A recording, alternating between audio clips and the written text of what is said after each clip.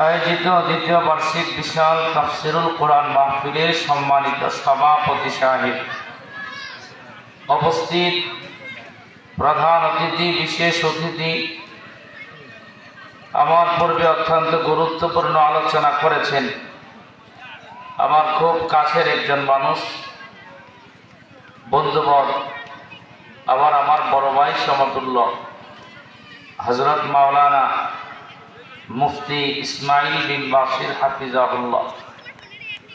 এর পূর্বে আলোচনা করেছেন আপনাদের এলাকারই সন্তান হাফেজ কারি মাসুম বিল্লাহ সাহেব।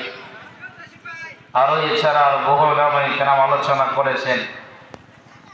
আল্লাহ পাক যাদের আলোচনা শুনেছি এবং আজকে যে আখিরি আলোচনা শুনব, প্রত্যেকের আলোচনার উপরে আমাদের প্রত্যেককে আমলের তৌফিক দান করুক, সকলেই বলি আমিন।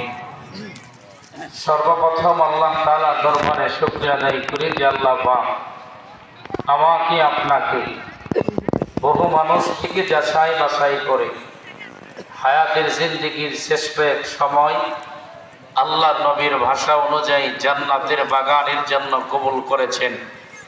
একটু মুসলমানের আওয়াজ দিয়ে বলেন, আমরা খুশি না বেজার? গাইবান্ধার মানুষের আওয়াজ এই না আরো আছে? হ্যাঁ, আপনাদের এলাকায় মানুষ এই না আরো আছে? আজকে যদি এখানে মাহফিল না হইয়া গান হইতো, মানুষ কম হইতো না বেশি হইতো? খেলাধুলা হইলে অথচ হয়তো কত সুন্দর আয়োজন আপনাদের জন্য করা, কত সুন্দর পোস্টার, মাহফিলের কোনো কাজের কোনো কমতি নেই। এরপরও বহু বান্দা আমরা বাড়িতে আসি, রাস্তাঘাটে আসি, মাহফিলে আসতে চায় না।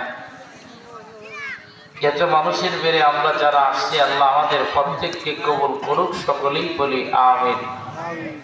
আমরা যে আসতে পারছি, আল্লাহ যে নিয়ে আসছেন, এই জন্য মন থেকে মালিকের শুকরিয়া আদায় করি, সকলেই পড়ি আলহামদুলিল্লাহ। লক্ষ কোটি দরুদ ও সালাম সাইয়্যিদুল মুরসালিন, ইমামুল মুরসালিন, আমার আপনার নবী, দামি নবী, শ্রেষ্ঠ নবী, নবী মুহাম্মদুর রাসূলুল্লাহ সাল্লাল্লাহু আলাইহি সাল্লামের উপর। সর্বোপরি যারা এই সুন্দর আয়োজন করতে গিয়ে টাকা সেখানে প্রায় ফের বন্ধ থাকবে না। এজন্য আল্লাহর জন্য, শুধু আল্লাহর জন্য যদি আপনারা পিছনে যারা ওই একবারে মাথায় আছেন, ওই দিকে যারা আছেন, প্রয়োজনে খের বন এগুলো নিয়ে যদি একটু সামনে আগায় যান, পরিবেশটা সুন্দর হয়ে যায়। দেখি আমার কোন কোন বাবা, কোন কোন নওজওয়ান আছে। আল্লাহ যারা সামনে আগাচ্ছে, আল্লাহ সবাইরে তুমি কবুল করে নাও, আল্লাহ সবাইরে তুমি মাফ করে দাও। মাশাআল্লাহ, অনেক নওজওয়ান আসতেছে, মাশাআল্লাহ। এই যে মাঝখানে এই যে মুরব্বী আপনারা চারজন, আমার বাবার সমতুল্য, একটু আগে আসেন না রে বাবা, আসেন একটু আগে আসেন। হ্যাঁ আসেন, একটু আগে আসেন। আমরা পরে যাচ্ছি, আসেন একটু আগে আসেন। মাশাআল্লাহ, এখন একটু ঠান্ডাও কম লাগবে, কথা ঠিক না? হ্যাঁ, আপনাদের চেহারা যদি দেখা না যায় তাইলে আলোচনা কইরা মজা পাওয়া যায় না। খুশি না বেজার? সবাই খুশি? এই যে জায়গা পরিবর্তন করছেন, লাভ না লস? হ্যাঁ, আগে যেই জায়গায় বসে আলোচনা শুনছেন, এই জায়গা ময়দানে আপনার সাক্ষী হবে, আল্লাহ অমুক মাদ্রাসায় কোরআনের আলোচনা শুনছে বৈশা বৈশা। এখন আবার যেই জায়গায় বৈশা শুনতেছেন, এই জায়গাও আপনার জন্য ময়দানে সাক্ষী হয়ে দাঁড়ায় যাবে। আওয়াজ দিয়া বলেন সুবহানাল্লাহ।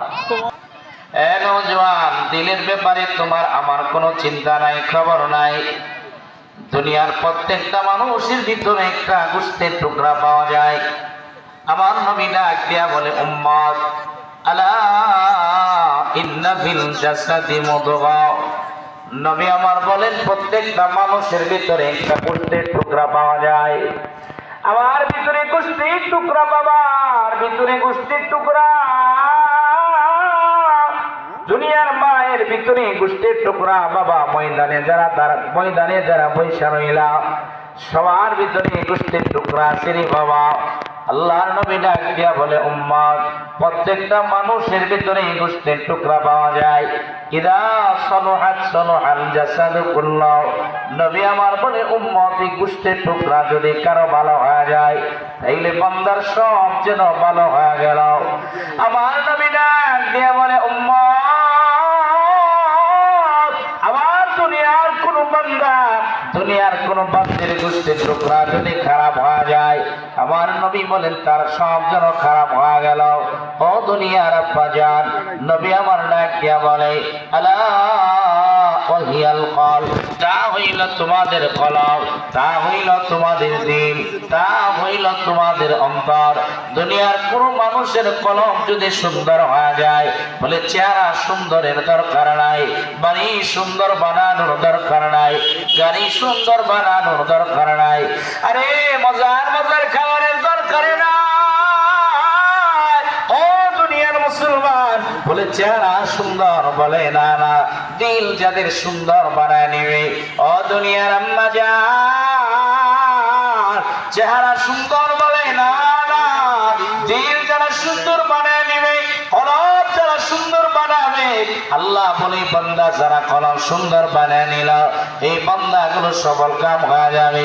হতে পারে বান্দা বড় গরিব, হতে পারে বান্দা বড় মিসকিন, চেহারা বান্দার সুন্দর না, বান্দা এক বেলা খাইলে আরেক বেলা খাইতে পারে না, নওজোয়ান চলতে পারে না, বলে কলবের সুন্দর বানায় নিল, দিল সুন্দর বানায় নিল, মনটারে সুন্দর বানায় নিল।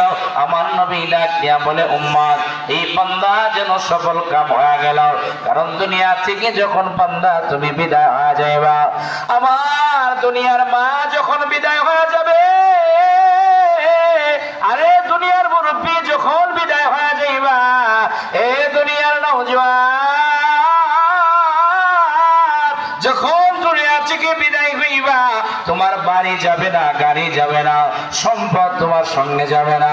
আল্লাহ বলে, বান্দা, ইয়াউমা লা ইয়ানফাউ মালুন ওয়ালা বানুন ইল্লা মান আতাল্লাহ বিকলবিন সালিম। আল্লাহ বলে, বান্দা, যেদিন দুনিয়া থেকে বিদায় হইবা, ময়দানে যেদিন দাঁড়ায় যাইবা, আল্লাহ বলে, বান্দা, তোমার দুনিয়ার মা তোমার কাজেই লাগবে না, দুনিয়ার সন্তান তোমার কাজেই লাগবে না, বন্ধু তোমার কাজে লাগবে না রে বাবা। আসছো তুমি খালি হাতে, আবার দুনিয়া থেকে বিদায় হইবা খালি হাতে। এ কবর পথের যাত্রী, দুনিয়া থেকে বিদায় হইবা খালি হাতে বিদায় হইবা। আব্বা জান কবে জানি বিদায় হয়ে যাইবা, কি নিয়ে যাইবা রে বাবা? বলে দুনিয়ার মাল যাবে না, গাড়ি যাবে না, সম্পদ যাবে না, খালি হাতে আসছো রে বাবা, খালি হাতে যাইবা। কবে জানি বিদায় হইবা, দুনিয়ার কেউ জানে না, মা জানে না, বাবা জানে না, বন্ধু জানে না, কেউ জানে না, জানে জন তিনি কে।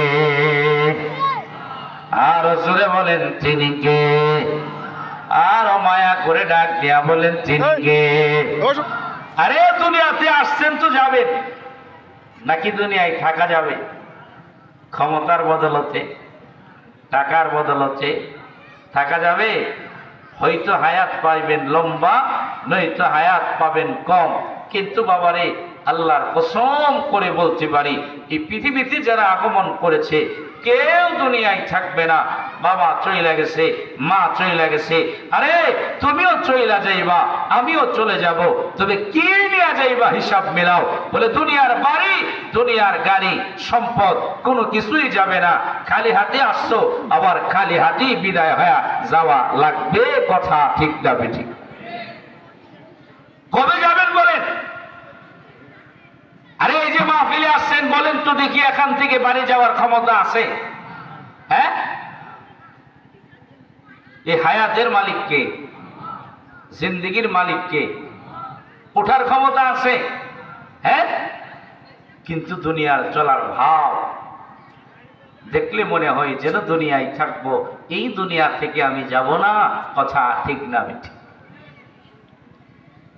ও মুসাফির বান্দ গাঠরি,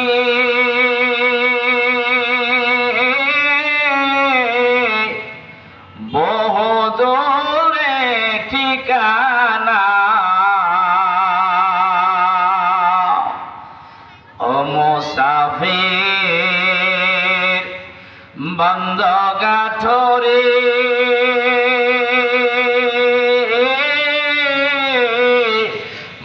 বহুদূরে ঠিকানা আজ বি জানা কাল বি জানা কবর আসল ঠিকানা আজ বি জানা কাল বি জানা কবর আসল ঠিকানা কথা ঠিক না বেঠে